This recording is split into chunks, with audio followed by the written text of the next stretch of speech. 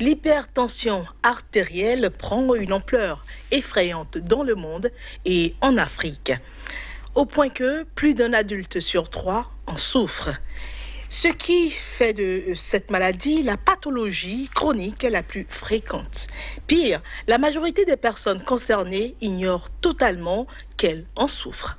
Voilà donc le sujet qui va meubler notre numéro de votre rubrique L'entretien du jour. Le thème retenu, c'est hypertension artérielle. Nous sommes tous concernés. Et pour en parler, il est déjà sur ce plateau. Il a nom Hervé Aïssi. Il est médecin cardiologue. Docteur, bonsoir. Bonsoir. Et merci pour votre présence sur le plateau de Sika Télévision. Merci de m'inviter. Merci de nous recevoir ici.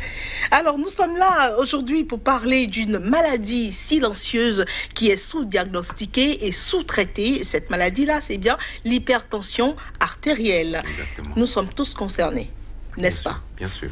Il n'y a pas d'âge. Pas d'âge.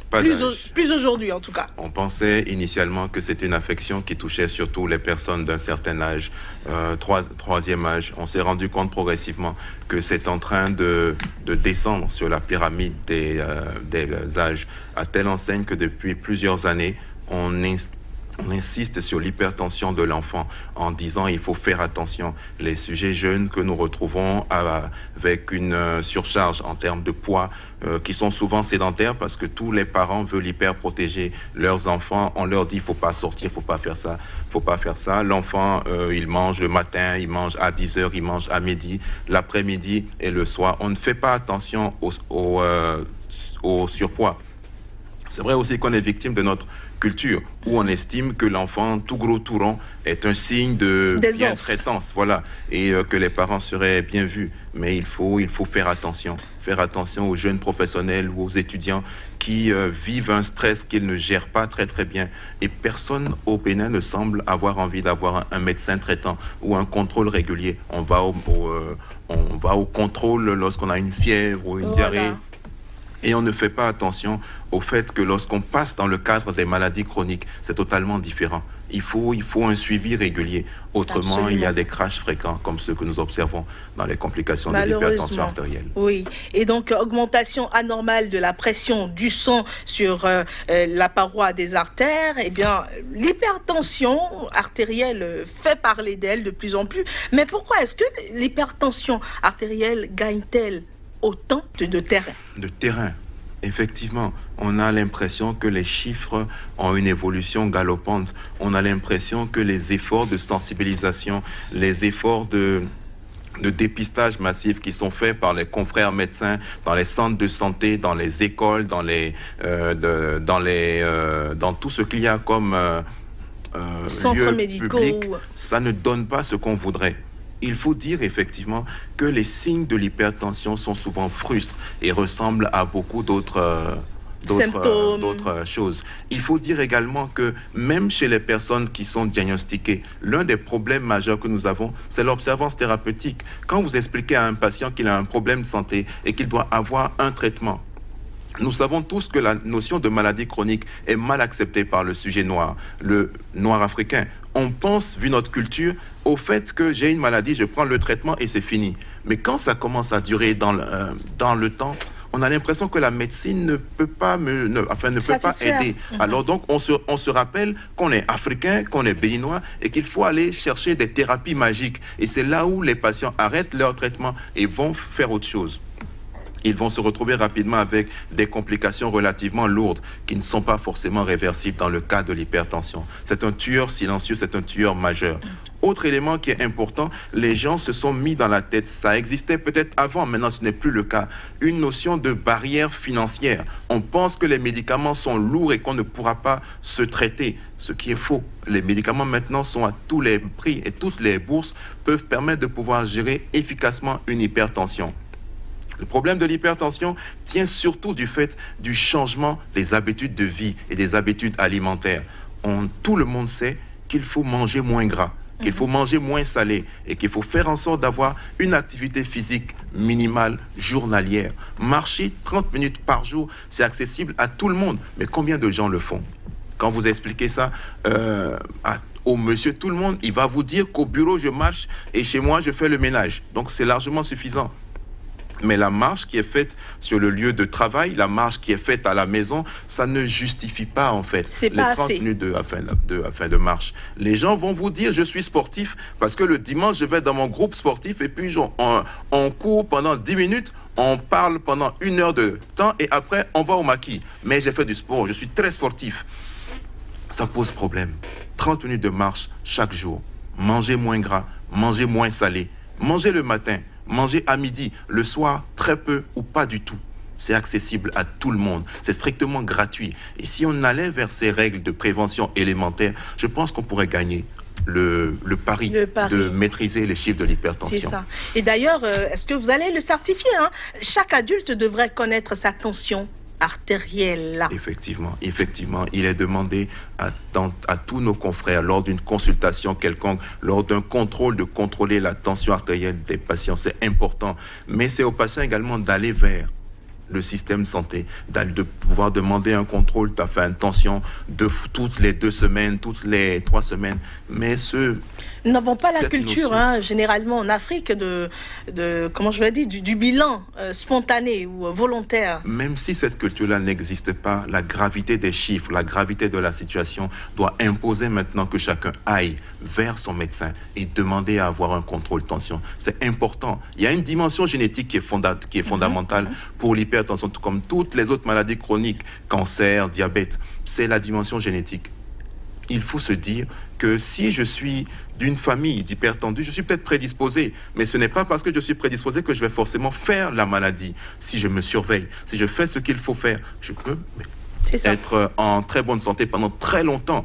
Mais le seul fait d'être observant sur les mesures de prévention, manger moins gras, manger moins salé, avoir une activité physique, en tant que parent, c'est important parce que j'apprends à mon enfant à des jeunes aller vers ce qui va le sauver plus tard. Mais on préfère être très à l'aise. On a une mécanisation poussée, tout est moto, tout est voiture, et on estime que tout est faire du sport, c'est sale et c'est vil, ça fait transpirer, c'est pas bon. Et pourtant, le Bénin regorge de potentialités majeures.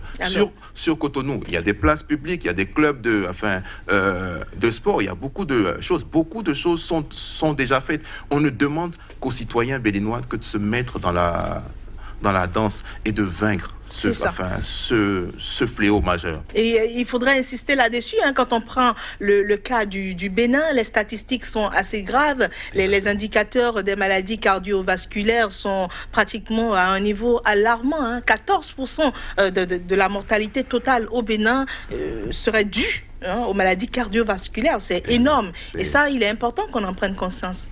Ce serait important que les médias que vous êtes nous aident à pouvoir parler de ça. Lorsqu'on dit 14%, ça peut paraître un peu un chiffre vague pour le citoyen classique, mais ça veut tout simplement dire que lorsque je regarde à gauche, lorsque je regarde à droite, lorsque je regarde dans mon bureau, dans ma famille, ou alors dans la rue, un adulte sur 4 que je croise est hypertendu.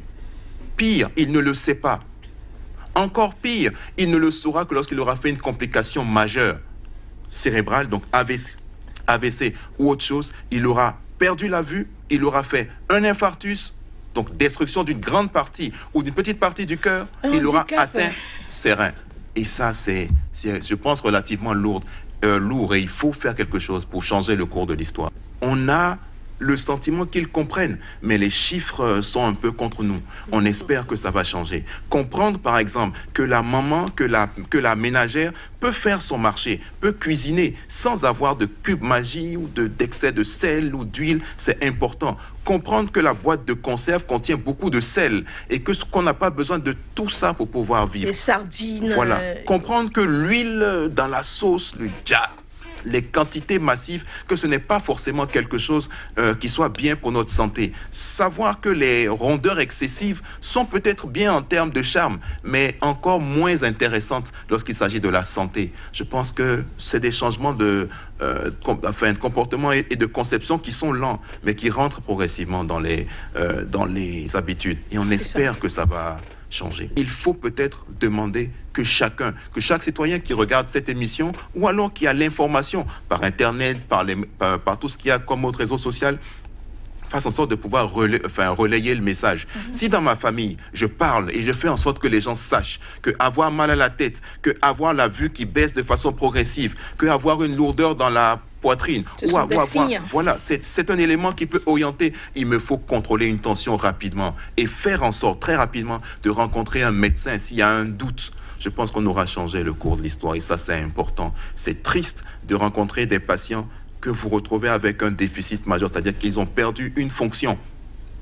Ils ont une complication patente de l'hypertension depuis peut-être 3 ans, 5 ans, mais ils sont convaincus que c'est le soleil, que c'est l'arachide. Ils ne sont pas conscients de ce qu'ils ont. Et même quand vous leur dites, s'il vous plaît, faites en sorte de changer tel aspect, on vous dit Dieu fera. Dieu est grand. Mais est-ce que vous ne pensez pas aussi que c'est le coût qui repousse les populations? Parce que quand on parle de spécialité, quand on parle de cardiologie, quand on vous parle quand même du coût de la consultation déjà, pour le béninois moyen, pour les personnes qui ont du mal à joindre les deux bouts, qui ont du mal même à se nourrir convenablement, comment... Est-ce que ça ne pourrait pas se comprendre? C'est une position qui est tout à fait défendable, mais également tout à fait attaquable. Les médecins et les cardiologues travaillent dans les centres privés. Ils travaillent dans les centres publics. Ils vont dans les centres confessionnels. Et la consultation ne coûte pas du tout cher. Les médicaments sont à la portée de tout le monde maintenant. Il y en a pour toutes les bourses et en qualité conséquente. On fait en sorte d'être présent là où nous pouvons. Et en grande partie partout pour parler aux gens. Mais je pense que c'est important que les Béninois se mettent face à une réalité. On parle de leur santé, on parle de leur survie, on ne parle plus de confort. Vous avez des patients qui vous disent vos médicaments coûtent trop cher, 3 000, 5 000, ça coûte trop cher. Mais je ne comprends pas pourquoi on va vers les thérapies magiques. Ça finalement, ça coûte beaucoup plus cher. Allez s'asseoir chez le pasteur, chez l'alpha, chez le dauphin, et tout ça, ça coûte combien? Allez vers tout ce qui est thérapie, les forever, les tianchi et tout ça. Ça coûte combien par rapport à la santé? C'est ça. Des médicaments objectifs sont disponibles chez nos pharmaciens. Et donc, nous allons parler aussi du plateau technique dont nous disposons au Bénin. Est-ce que nous pouvons réellement répondre aux besoins de nos populations? Tout ça, ça viendra dans une autre émission. Déjà, nous vous remercions pour votre disponibilité à répondre à nos questions. Merci de m'avoir écouté. Merci. C'est la fin de votre page invitée, mesdames et messieurs. Ravi de vous l'avoir présenté. C'était avec le docteur Hervé Aïssi, il est médecin cardiologue. Avec lui, nous avons parlé de l'hypertension artérielle. Nous sommes tous concernés. Allez, à la prochaine.